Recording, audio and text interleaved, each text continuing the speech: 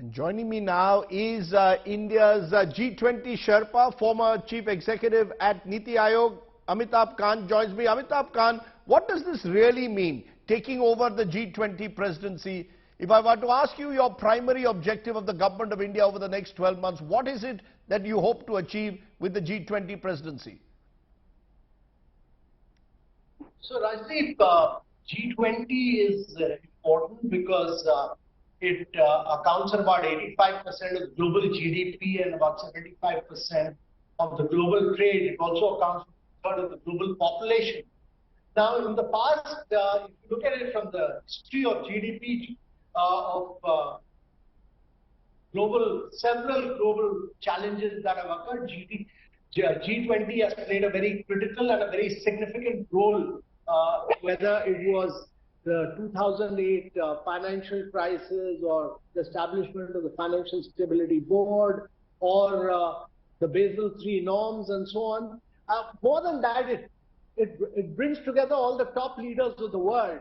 And if challenges which the world is confronted with today, the challenge of slowing down of growth, of 200 million people having been pushed below poverty line, of 100 million people having lost their jobs due to COVID, or climate action and climate finance, or the global supply chains having been disrupted, or global debt, I think there's no other body other than the G20 which can bring global consensus for action.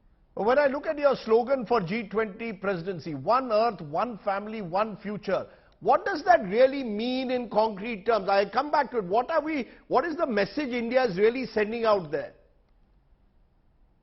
So it's a very, very important theme of one earth, one family, one future, because the world today is owned by geopolitics.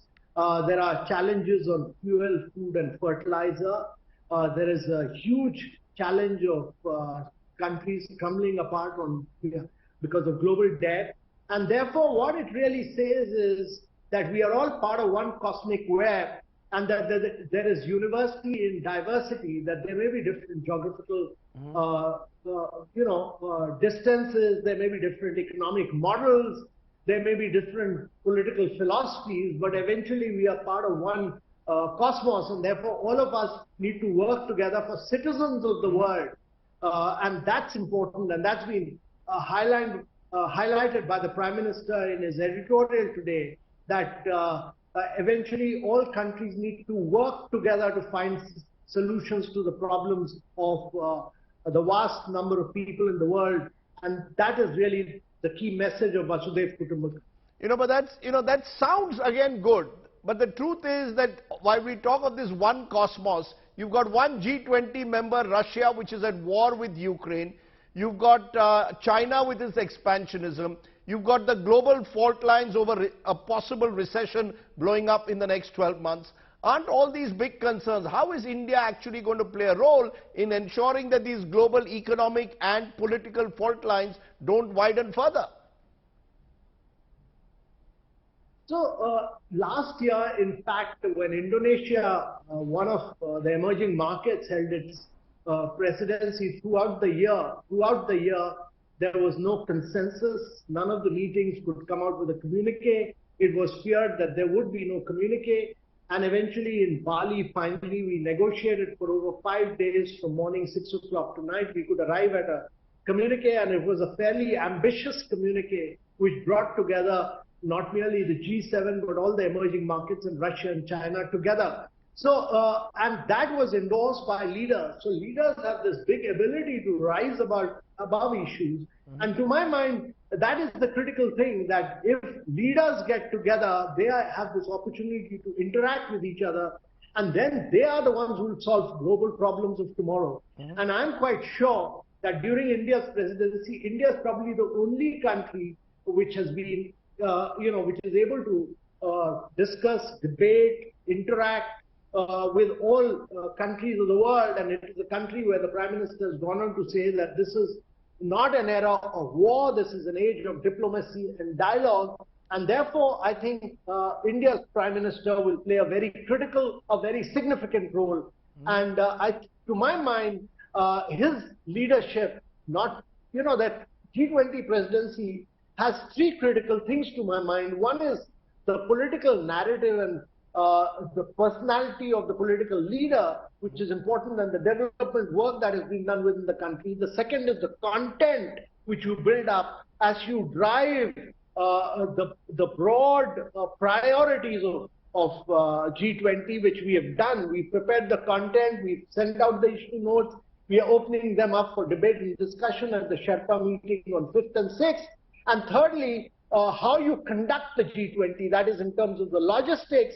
We are doing this over 200 meetings in 55 different cities. We are well prepared. Our objective is really to culturally elevate and spiritually invigorate every single G20 visitor.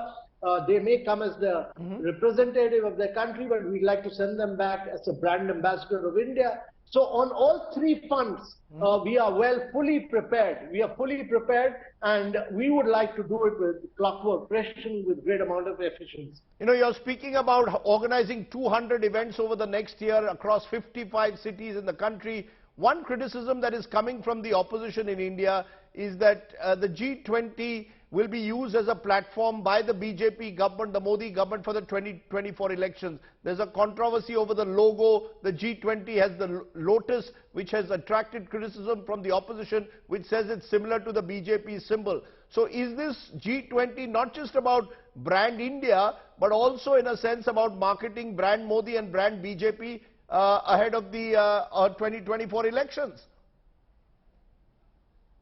This is an absurd criticism. G20 logo, which is based on a national flower, was actually a part of the 20 paisa coin, which Reserve Bank of India came out in 1967, as early as 1967. You can look at that coin. So it represents the petals. What we've tried to really say is talk about peace and harmony. We've tried to talk about the 7 continents in the world. We've tried to talk about unity in diversity. And therefore, this criticism is both unfair and unjust to my mind.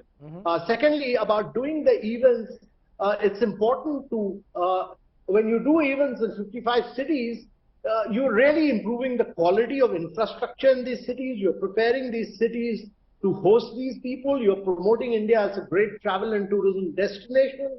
And I was just in Udaipur 2 days back. I've seen the vast amount of transformation that has undergone in Udaipur, and all credit to the state government for really,